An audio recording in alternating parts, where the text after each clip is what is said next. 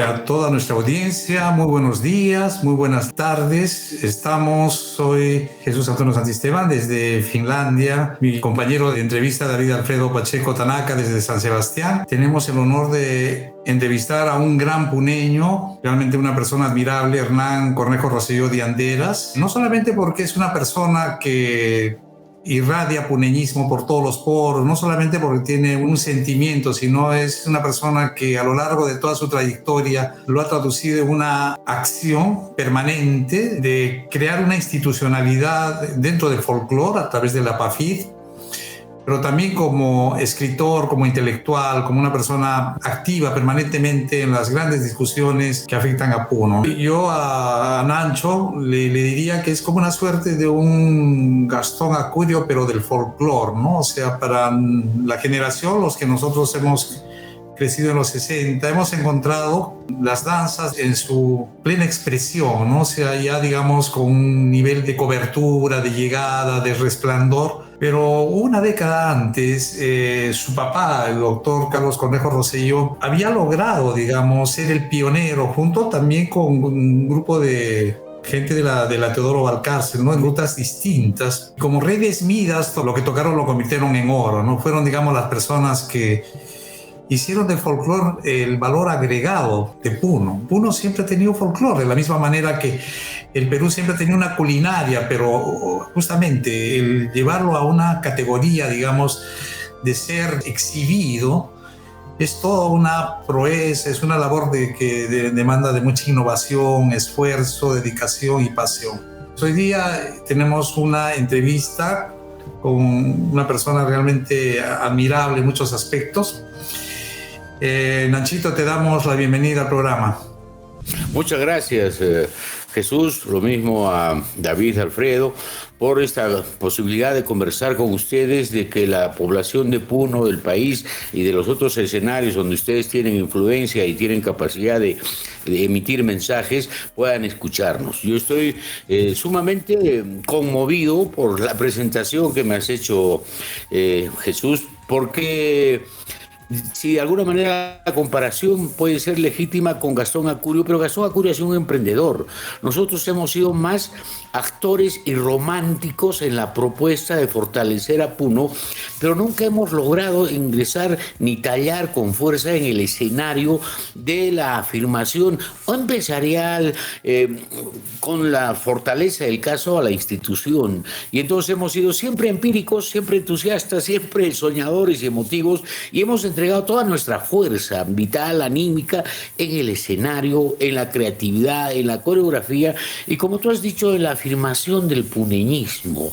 Es decir, una vertiente que te conmueve, ser puneño y saber que amas a la coreografía, que te identificas con el frío, que sabes que esas no son sino situaciones constitutivas, no son lacerantes. Y entonces ahí con mi hermano Ismael acuñamos el ser puneño, el puneñismo y la puneñidad, como un trípode casi homeostático, no de que tres cosas en una sola.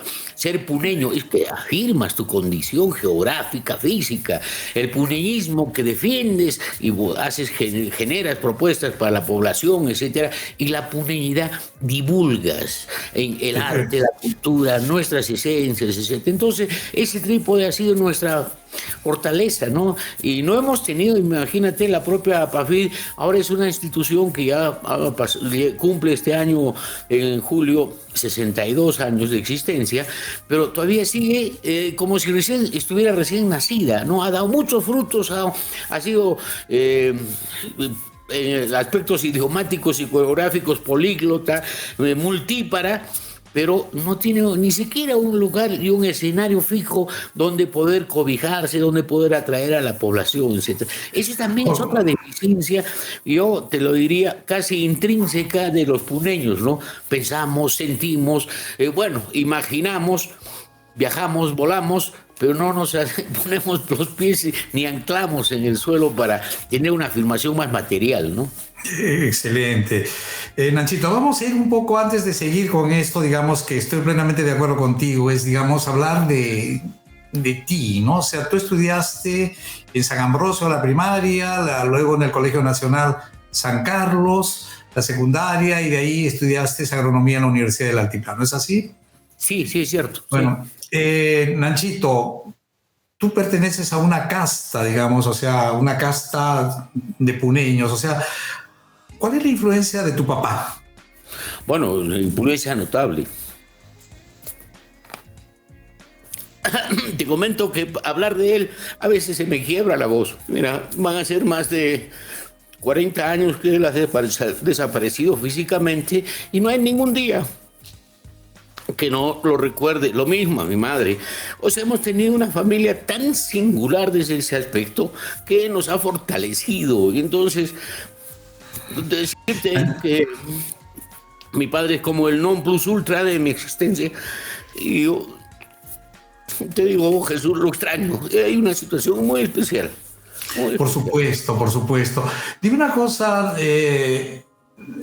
don Carlos era sangarino, ¿no? Sangarino, nació en Azángaro. Y doña Olguita de Anderas, ¿dónde? ¿Puneña? ¿De dónde? De Azangarinos. Ah, perfecto. Bueno, tu papá es prácticamente, digamos, ustedes pertenecen a una casta. Una casta significa es que prácticamente, digamos, una cultura familiar en la misma dirección, ¿no? O sea, una dirección puneñista.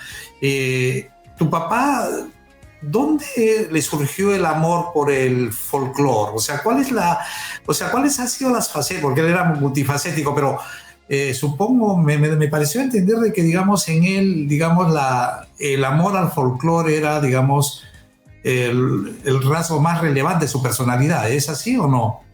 Sí, bueno, mi papá tuvo una mimesis, una vinculación que era un trasvase emocional en el campo, en Huito, en Malquini, en las haciendas que eran de él. Se juntaba con los campesinos e iban en cacería, en correrías, en travesuras, y empieza él a distinguir y a conocer la vitalidad, la idiosincrasia del campesinado, que por los gamonales los vituperaban, pensaban que no tenían mayores valores, y mi papá descubre que sí, porque eran tan traviesos como él, tan ágiles como él, y entonces hay esa consubstanciación de Claro. él con la gente del campo, con los quechuas de Azángaro, y entonces cuando va deportado al año 33, 34 a Chile, en la época de Óscar R. Benavides, siente en Chile la vitalidad de la organización chilena y le entra la nostalgia, el amor por el Perú crece,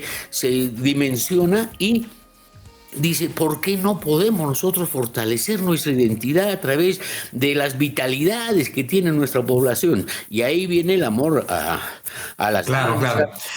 O sea, cuando llega a Puno, porque Hernán Alessandri Palma, el hermano, el que fue presidente de Chile, le dice, oiga, usted es un peruano, un raro peruano inteligente.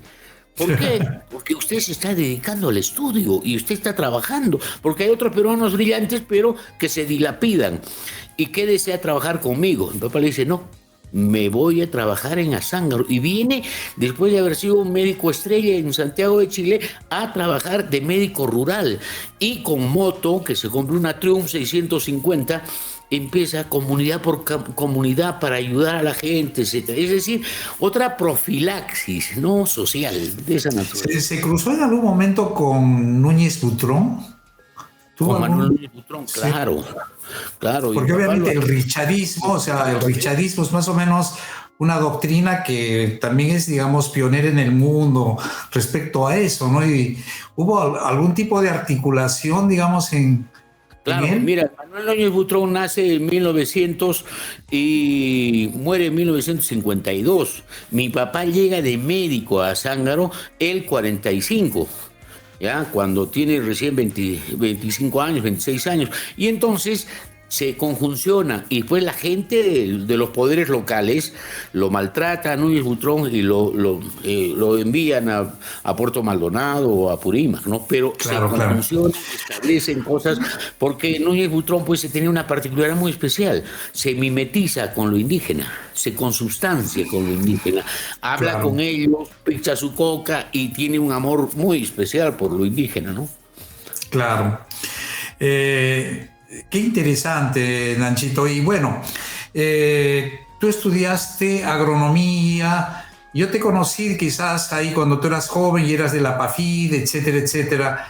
¿De qué manera, digamos, la agronomía te atrajo? ¿Te comprometiste en algún momento plenamente a ser un agrónomo a tiempo completo? Cuéntanos un poco sobre esa etapa. Mi papá quería que mi hermana María Luisa, la mayor, fuera médico, que mi hermano Ismael fuera médico y que yo también fuera médico.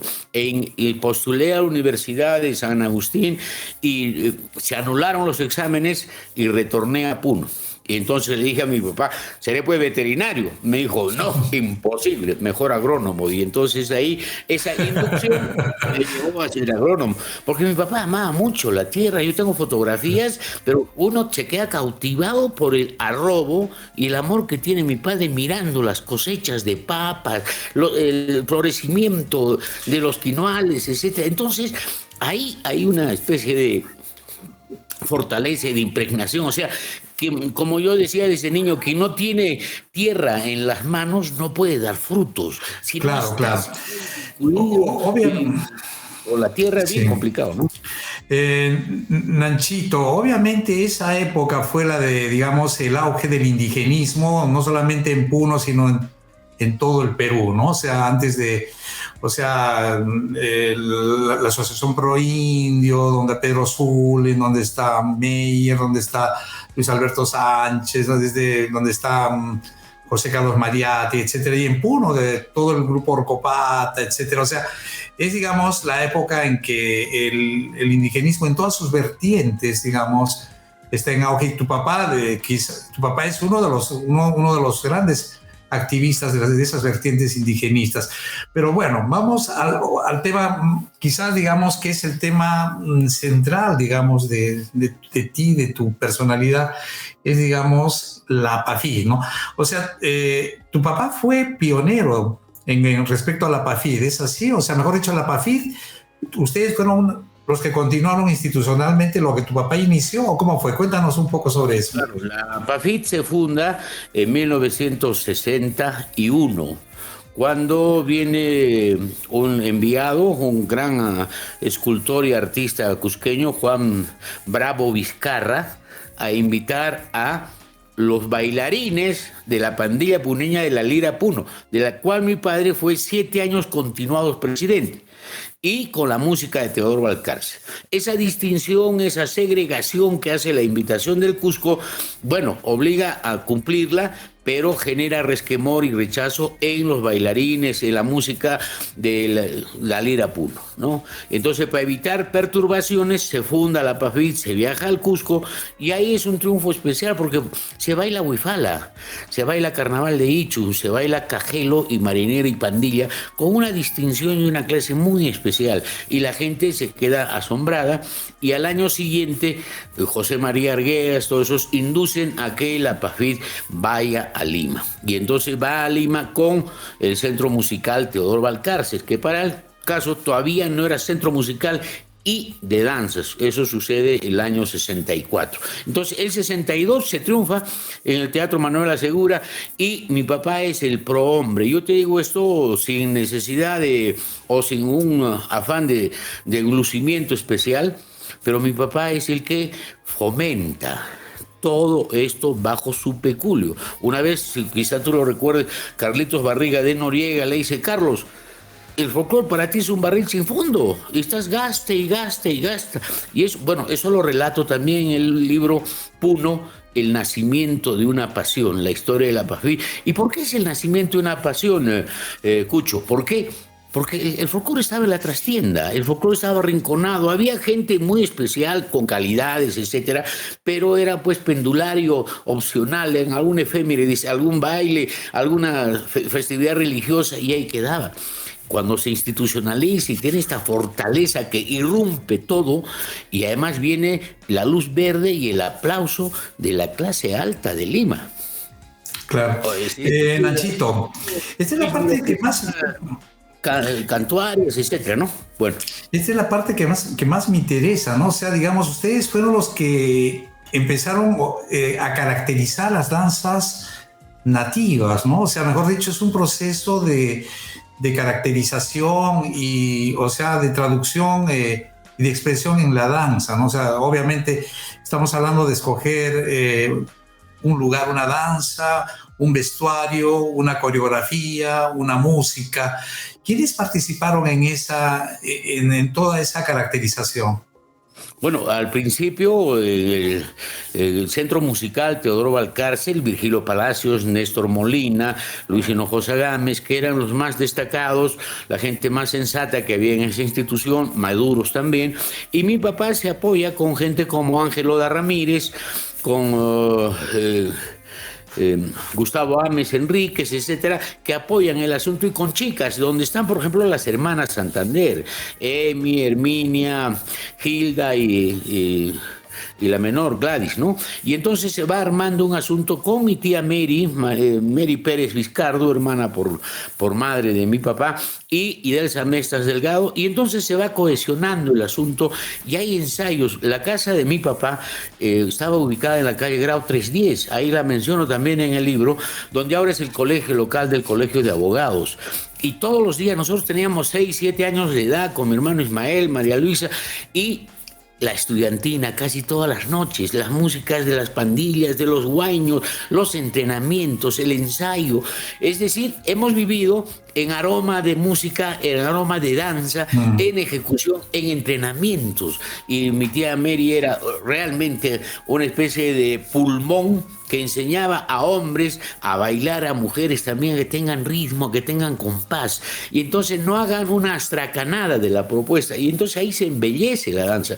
Te comento, muchos años después, cuando se capta el Tucumanos, ensayamos en el salón parroquial, ya no teníamos la casa de Grau 310, y al Tucumanos, dice mi papá, y empezamos con Ismaco un poco a guaiñar la danza, y dice, no quiero que agachen la cabeza, me dice, y nos da el temperamento, la arrogancia y la fuerza para la danza, y hacemos el Tucumanos. También el Tucumanos, que muchos años después, 10, 15 años después, la gente dice, pero si siempre ha sido así. Es decir, hay tal consustanciación que la gente reconoce el valor y ya lo apropia, ¿no? Y lo hace suyo. Lo que al principio podía haber sido una especie de crítica, mucha gente nos decía, la pandilla no se ensaya. Y ahora todos ensayan. Y todos quieren hacer una cosa que signifique belleza, etcétera, ¿no? Claro, obviamente, ¿no? O sea, la danza, como toda expresión estética, es susceptible de ser perfeccionada, ¿no? En su vigor, vitalidad, mostrar cosas. No adulterada. Ese es un tema. Yo estoy, por ejemplo, angustiado porque hay tal tendencia a la tergiversación y al manoseo indebido de la danza, como en el caso específico de la pandilla puneña, donde están haciendo actividades circenses, coreográficas. Tú ves ahí en una pandilla de Ayaviri, creo, como si fuera la gente del Ku Klux Klan, se han puesto los pañuelos encima y es una carpa de circo, a una danza que es tan primorosa, tan atractiva y que significa el sentimiento de la gente. Y entonces tú declinas ese sentimiento y lo violentas porque haces espectáculo y ya no bailas para ti, para tus sentimientos, sino para el aplauso, para los puntajes, etcétera. Y eso es indetenible. Ahorita yo le puedo decir a una persona de Ayaviri o de Juliaca, la pandilla es así. No, usted es loco, la pandilla es así. Y me hacen un remedio de lo que es la pandilla. Entonces esa alteración ya no tiene fin, no tiene control y es bien, bien complicado. Claro, obviamente, ¿no? Yo pienso de que quizás el abordaje es diferente en el caso de la danza vernacular, ¿no? Que tiene, digamos, una tradición, ¿no? Más arraigada, más, no sé si milenaria, porque obviamente yo pienso que muchas de las danzas altiplánicas han sido, digamos, configuradas incluso en la República, ni siquiera en la colonia, ¿no? O sea, cuando hubo, digamos, la extirpación de las idolatrías en la colonia, prácticamente todo lo que era la cultura inca fue, digamos, prohibida, ¿no?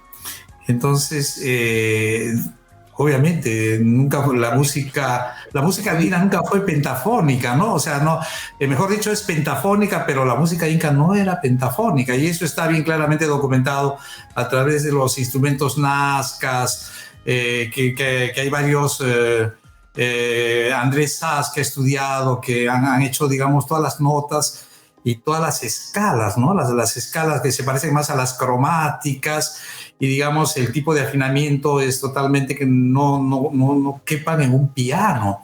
Son, digamos, expresiones, pero ahí hay, digamos, siglos donde en la prohibición, y es interesante, mucho de ese, digamos, de la danza inca, de la danza nazca, están en los bajos de las partituras de muchas.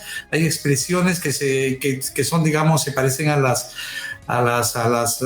antaras de Nazca o a las antaras incas, pero es muy posible que mucha de esa de la configuración de la música, que es la que determina la danza, es muy, por decir, republicana, colonial.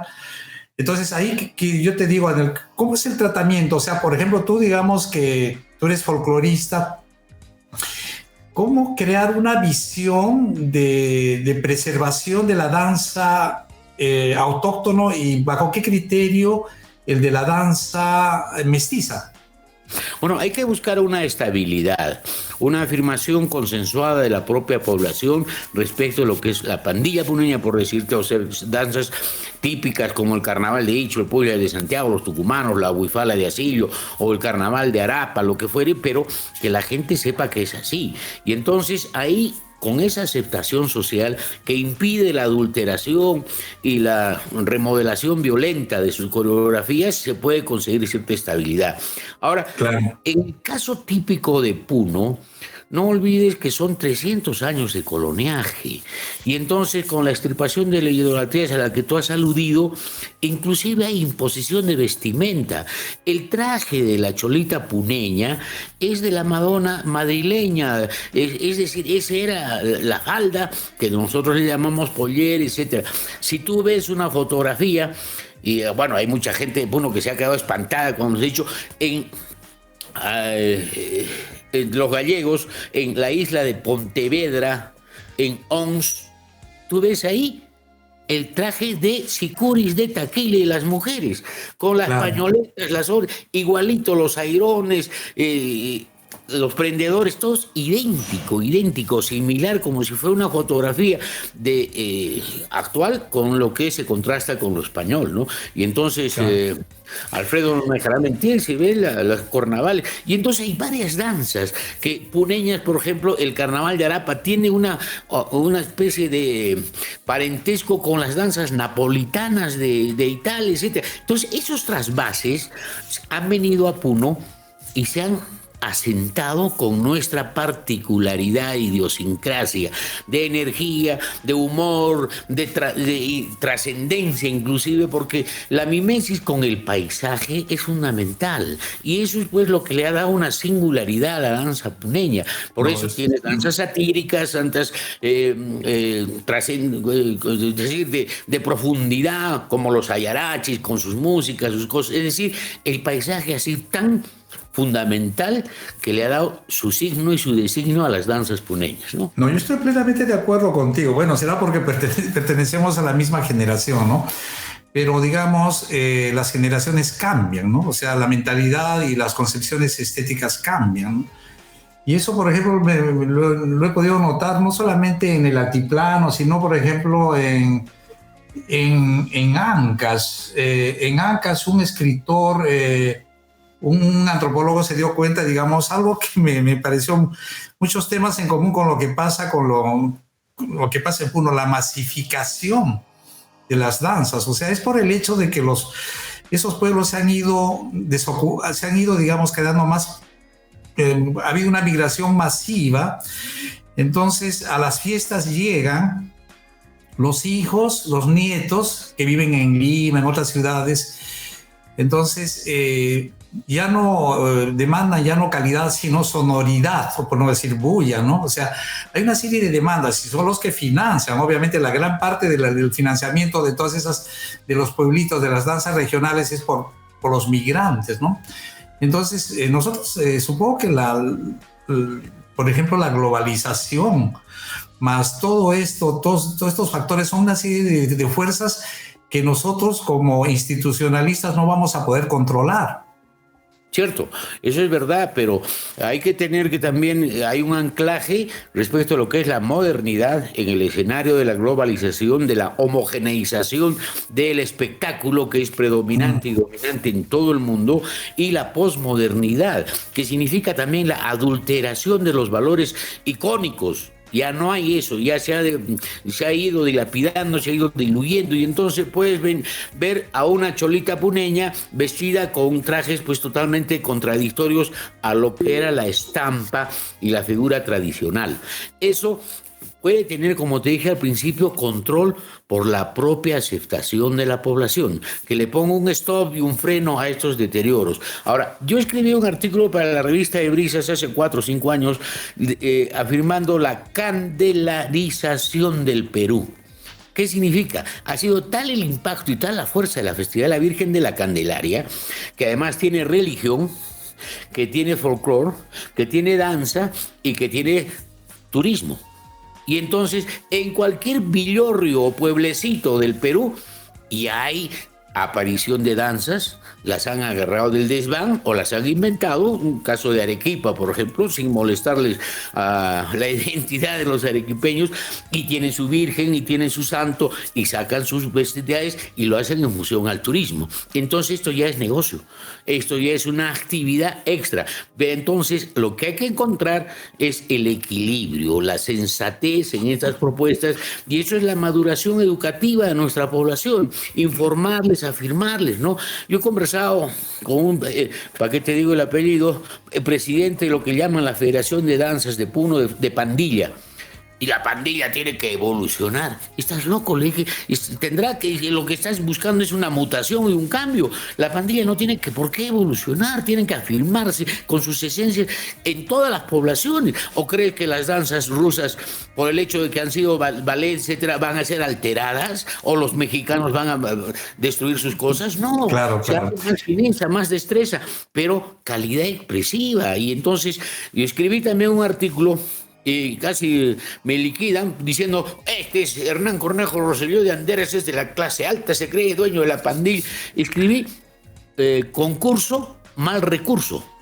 Y te estoy hablando de 1997, en una revista de pandilla puneña. Todo el mundo me atacó. ¿Y ahora qué es lo que ha hecho el concurso en las danzas? La alteración, la adulteración. Perdón, le damos a Alfredo, digamos, la palabra, el pedido. El micrófono, Alfredo, tu micrófono, perdón. Sí, gracias. Bueno, me parece que la universidad debe tomar eso, porque eso tiene que estudiarse, ¿no? Como tiene que hacerse, por ejemplo, en Inglaterra, donde estudié, había un doctorado en danza, ¿no? Entonces yo contacté con ellos para que hagan con la Universidad de Puno, hagan pues una maestría en danza, una maestría en música, ¿no? Entonces, bueno, ahí se quedó nomás en las tentativas, pero me parece que la universidad debe ser su labor, ¿no? Ella que debe tratar de conservar toda la música, estudiarlo, ¿no? Documentarlo, ¿no? No que hagan con solamente las personas, no que sea algo metódico, y que sea la universidad la que debe ser, o la región, ¿no? Que debe tener, por ejemplo, el Perú de Puno debe tener la mejor escuela de música del Perú, ¿no? Con tantos músicos que tenemos. Yo lo que pienso es de que, digamos, se necesita una fuerte institucionalidad, ¿no? O sea, eso, por ejemplo, lo podría hacer la Federación Folclórica de Puno, el Instituto Americano de Arte, la universidad, y buscar consensos, ¿no? Porque la universidad, digamos, las universidades estudian coreología, filología, antropología. Dentro de una rama de la antropología está la musicología, ¿no? O sea, te dan pautas, ¿no? Es, digamos, la unidad articular, que podría ser el paso, puede ser llevado a una frase, que es una danza, etcétera, etcétera, y ser, digamos, estudiada a lo largo del contexto histórico, ¿no? Pero el problema, digamos, en el caso de Puno, más allá, digamos, de lo que la universidad determine, tenemos a una población que va a la Candelaria y que puede desdibujar cualquiera de las prescripciones estéticas de los académicos.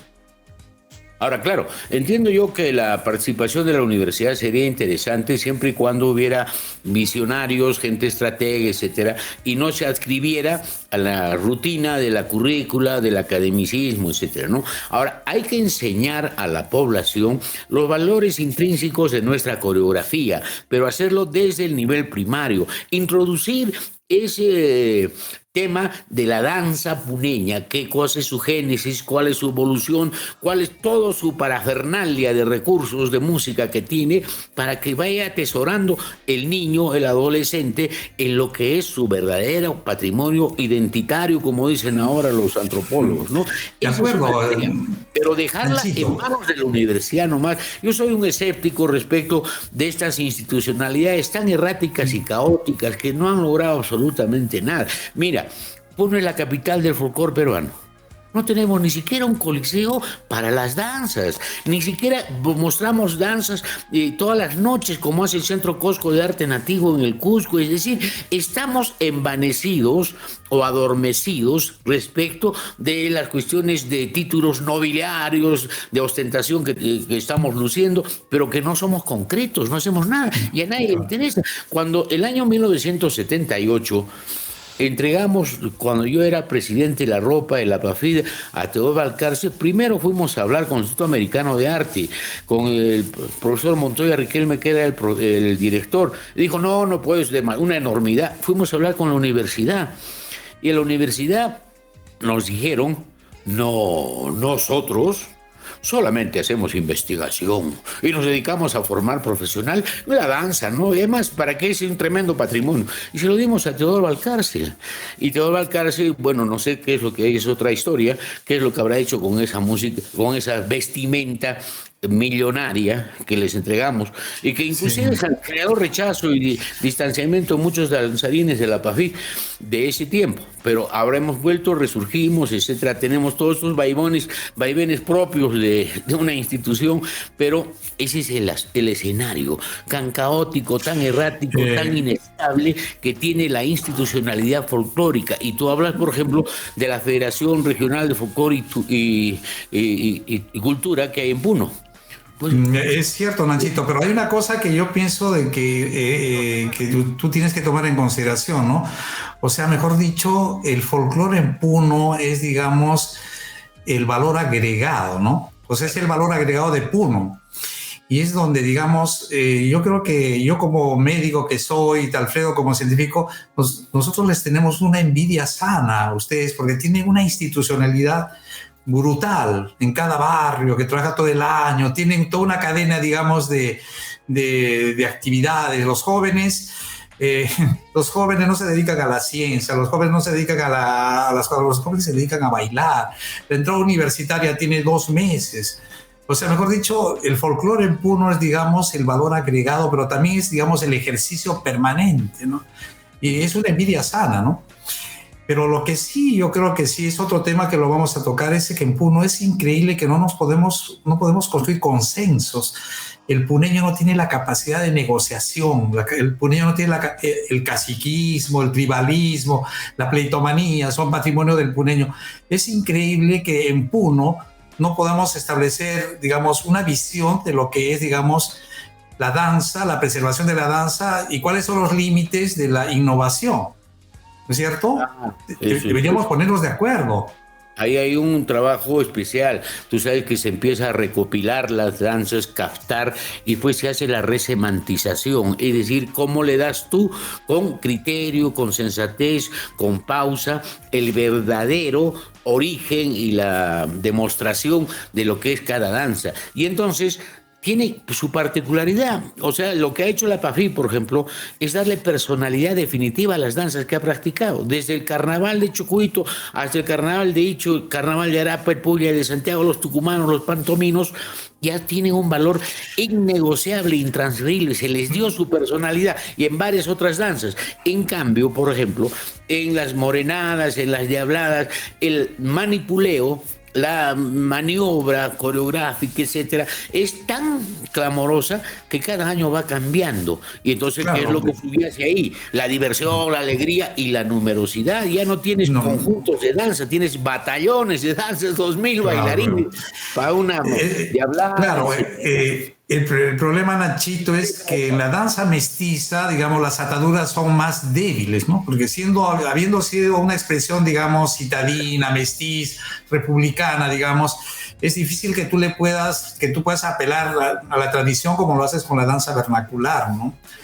Entonces ahora la pregunta es, hablando de vernacular, por ejemplo, los icheños, ¿están contentos con la forma como expresamos su carnaval? Bueno, son variaciones, ¿no? En su tiempo sí, lo aplaudieron, etcétera. Vienen las nuevas generaciones y, por ejemplo, a mí me han dicho, ¿por qué le han puesto carnaval de Ichu solamente a Ichu? Porque al ladito en Tunuhuiri, en Jayiguaya, bailamos también el carnaval igualito, pero no nos dicen carnaval de Tunuhuiri, sino Ichu ya eclipsado. Bueno, son riesgos que uno tiene que incurrir o correrlos, ¿no? Y asimilarlos, pero que eso es parte de la homogeneización que tienen ciertas particularidades que vas a hacer, ¿no? El Puyay de Santiago, no solamente se baila en Santiago de Pupuja, sino en Yayagua, en Nicasio, etcétera, ¿no? El carnaval de Arapa también tiene sus particularidades por los localismos, pero si se quiere mostrar una presencia más o menos sustentable, la cosa pues tiene que ser admitida por la propia población. Por eso yo te he dicho y reitero, el control social, la aceptación de la población debe superar la actividad de las instituciones, que a veces es inoperante y es errática, porque en el caso de Puno, las instituciones pues duran lo que dura la jefatura de un determinado dirigente. Cambia ese dirigente, cambia la orientación, se hace una nueva singladura o una nueva desorientación, ¿no? Entonces nos falta esa sensatez que debe haber respecto de la conducción de nuestras propuestas. Somos territorio capital del folclore y estamos, bueno, otras instituciones, otras ciudades tienen mucha mayor prolijidad y respeto por lo suyo. Lo nuestro lo hemos dejado al aire. Nachito, ¿qué opinas, por ejemplo, del caporal, que no es una creación, o que digamos es una creación de 20, 30 años y digamos es una consolidación, una difusión bajo, digamos, bajo digamos la característica de ser folclore, ¿no? O del Guaylas macho, que también, del Guaylas, o todas esas expresiones que se venden, ¿no? ¿Podríamos nosotros crear expresiones vendibles que tengan una aceptación en el mercado? Bueno, ahí, por ejemplo, en los caporales hay unas distinciones muy específicas de Puno. Las parejas se agarran de las manos, hacen unas cuestiones más coreográficas de un diálogo entre grupos, etcétera, a lo que es Bolivia. Y Bolivia, ¿qué es lo que ha hecho? Ha inventado esas danzas hace 30, 40 años en las disqueras para mostrar su potencialidad. Y Bolivia es un país de cantores, ¿no? Y han hecho eso y, bueno, por los vasos comunicantes ha llegado a Puno y aquí en Puno se ha afirmado. Yo he conversado con mucha gente, oye, esto pues no es mucho folclor nuestro, ¿no? No es folclor nuestro, pero qué bonito, ¿no? Y entonces ya la gente acepta pues el asunto y entonces está en ese torbellino, ¿no? En esa especie de riada. Y ya pues estás en la marea del momento, de las circunstancias. No, lo que habría que buscar es no muros de contención, pero sí que se sensibilice a la gente a ver si se le puede dar, porque como tú has dicho, cambios generacionales. Las generaciones deben estar adaptadas para no ser peleles de la modernidad, de la improvisación, es decir, tienen que ser también elementos que ciudadanos que tengan un muro de contención reflexionen sobre las cosas. Por eso es ideal que lo que me ha dicho Alfredo, que en vez de la universidad ya entre a la currícula de estudios de los colegios lo que es la danza regional puneña, con sus diferentes tipicidades. Una cosa es Carabaya, y otra cosa es Ande, y otra cosa es Yunguyo, y otra cosa es Ayaviri y Lampa, y otra cosa diferente es la ciudad de Puno. Y entonces su provincia tiene que conocerse esas idiosincrasias, y entonces ahí haremos en este mosaico una verdadera amalgama de identidad y de afirmación, y la gente empezará no a tergiversar, sino a defender lo suyo, a sentirse movido por sus expresiones tan tradicionales, tan especiales, ¿no? Yo estoy plenamente de acuerdo contigo. Alfredo, tienes la palabra, tu micrófono. Sí, bueno, me parece que somos afortunados porque tenemos los niños que nacen bailando, ¿no? Tenemos toda la generación que al estar en la Candelaria viven de su folclore, será modernizado o no modernizado. En cambio, otras sociedades ya se olvidan de su origen, ¿no? Ya están con la música moderna y se olvidan quién fue. En cambio, con la Candelaria que se ha masificado, ya los niños ya están identificados, ¿no? Desde la barriga están bailando, ¿no? Entonces, la idea sería aprovechar de eso, ¿no? Porque ya lo tienen los niños, si les damos en el colegio un poco más de, por ejemplo, de historia de la danza, ¿no? Ellos ya saben que están bailando, se les enseña, eso nació así, esto nació allá, cuando entonces ellos tienen más fácil de entenderlo, ¿no? Porque está dentro de su vida, ¿no? Entonces, es más bien estamos bien, ¿no? Porque todavía mantenemos, claro. que va a cambiar con el tiempo, como todo cambia, ¿no? Pero hay que mantener siempre la esencia, ¿no? Como en Japón, ¿no? Es muy moderno, pero también es muy tradicional. Y eso podemos hacer en Puno, ¿no? Sino claro. Que eso está un poco más coordinado y organizado, ¿no? De acuerdo, Nachito, si tú fueras presidente de la Federación Folclórica de Puno, o que tú, no sé cómo se llamará la máxima autoridad, si tú tuvieras que formular así propuestas así concretas para mejorar, digamos, el folclore, dentro del folclore, incluso la Candelaria. Podría ser un ballet regional, un ballet nacional, un coliseo. A ver, dime toda la lista de cosas que tú harías. Bueno, yo al principio, si fuera presidente, renunciaría, porque es una cuestión, un cometido realmente inmenso, porque no puedes tú armonizar propuestas que tengan consistencia con una entidad que tiene 70 cabezas y cada una de las cabezas jala para sus intereses y por sus lados. Y entonces, ¿cuáles son esos intereses? ¿Cuáles son esas, por ejemplo, qué tipo de intereses? Es que haya una cohesión respecto de los propios postulados que te emana de la Federación, de tal manera que puedas trabajar no solamente en función de la festividad de la Virgen de la Candelaria. Ya lo hicieron algunos presidentes, ¿no? Que hicieron el Día de la Veneración, que hicieron el concurso de bandas, el concurso de sicuris por un lado, etcétera, pero eso solamente a nivel de concurso y no de vida orgánica. Y entonces lo que habría que lograr es que Azoguini, Bellavista, Orcopate, etcétera, tengan local, tengan vida orgánica, no sean solamente un aglomerante de fiestas, de la devoción, de la procesión, del baile y después de la desaparición.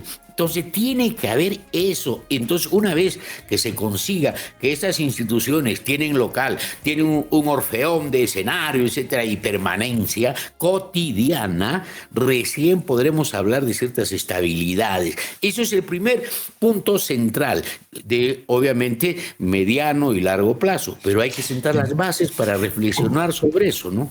¿Cuáles son los temas de controversia ahí entre esas 70 cabezas, por ejemplo? ¿Qué tipo de controversias se cocinan ahí en las asambleas o en las reuniones?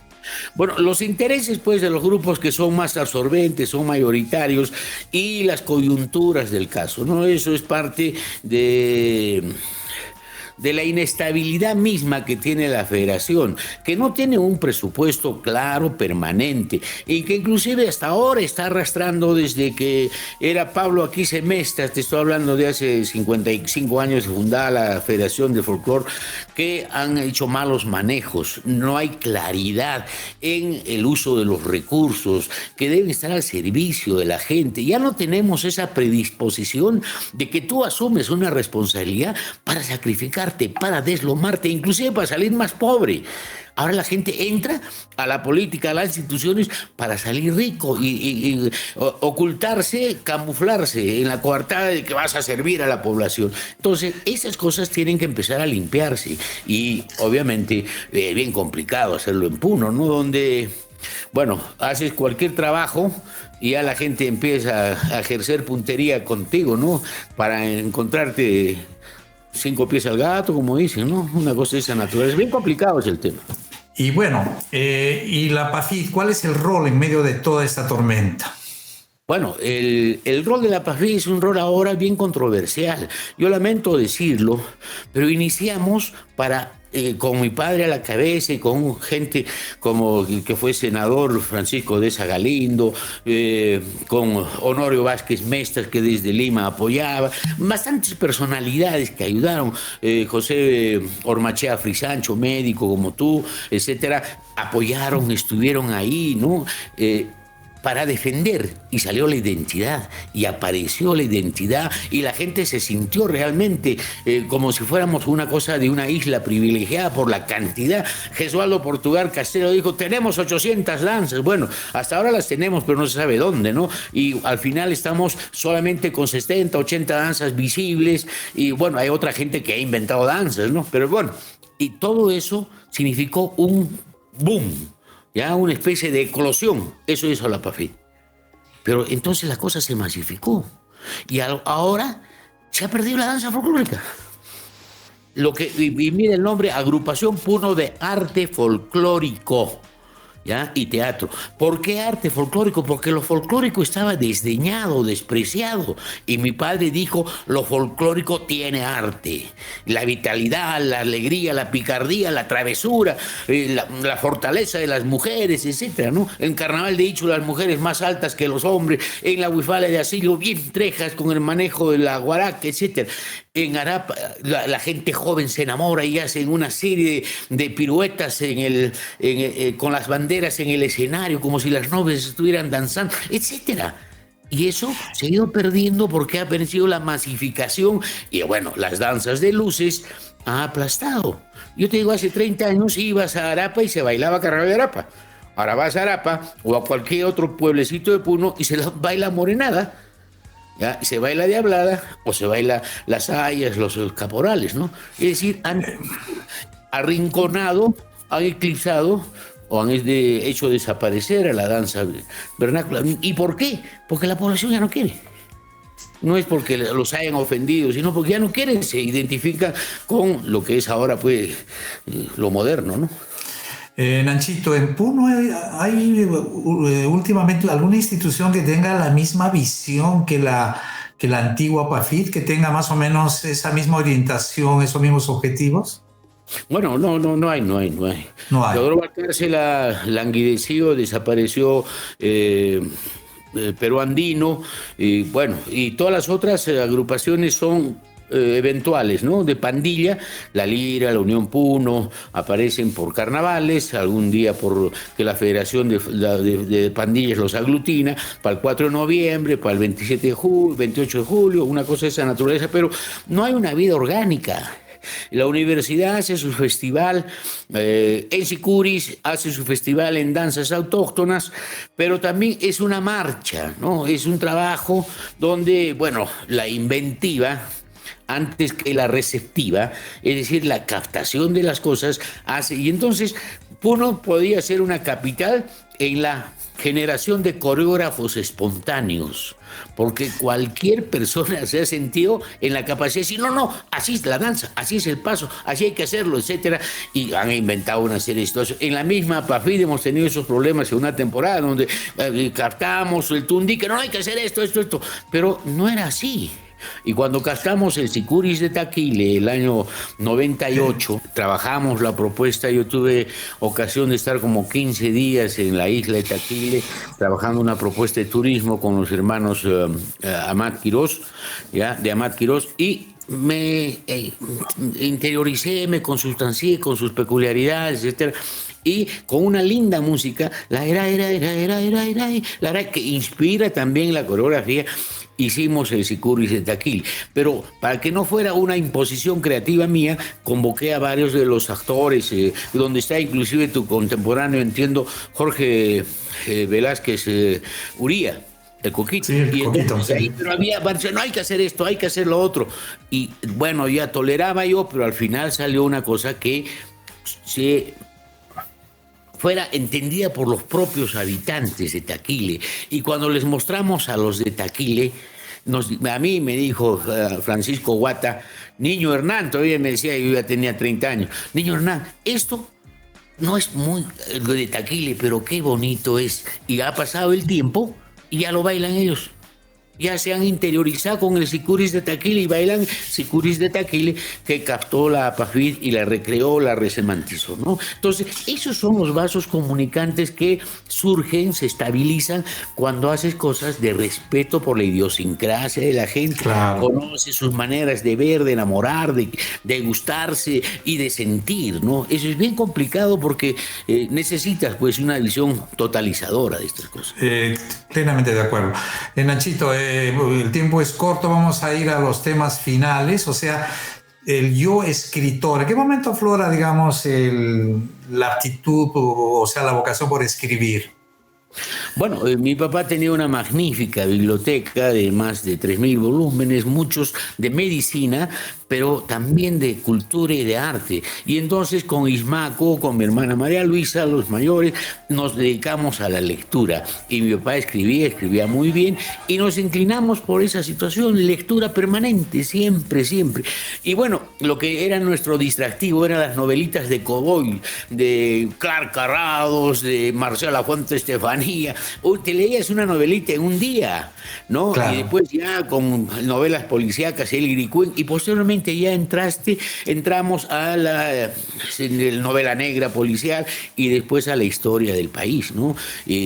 Por ejemplo, teníamos las obras completas de Winston Churchill, Premio Nobel de Literatura, etc. Y entonces ya poco a poco, y entonces apareció la posibilidad de escribir. Y entonces ahí nosotros hemos formado los 7 ciudadanos, ¿ya? Con Iván Cuentas Aparicio, René Roque Díaz, Coco Velázquez, Rigoberto Sea Delgado, el conde de Esquilache, hermano de Aníbal, magnífica persona, Miguel Gutarra Rivadeneira. Entonces éramos 7 ciudadanos al inicio, con Nelly Zubia del Carpio, con Antonieta Delgado, con Elena Banderas Miranda, etcétera, y entramos a la televisión, a la radio, y sacamos Cultura Política, una temporada, y entonces con formatos muy singulares, de entrevistas figuradas, de teatro de 14 minutos, donde inventamos teatro y también lograron documentar todos esos programas, todas esas...